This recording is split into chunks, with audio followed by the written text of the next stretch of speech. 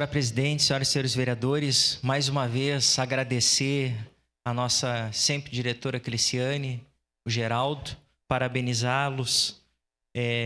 por este empenho, por esta responsabilidade humana, principalmente com os nossos bebês recém-nascidos,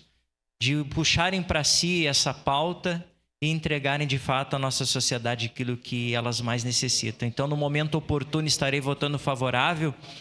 e também dizer ao meu colega, de uma forma respeitosa, que tenho muito por ele, Zé D'Ambrós,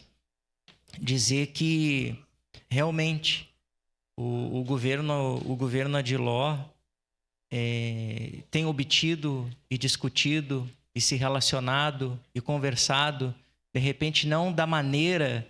que muitos gostariam, mas o PSB é o único partido que realmente não pode reclamar uma vírgula pela atenção que o Executivo tem dado a ele. Muito obrigado.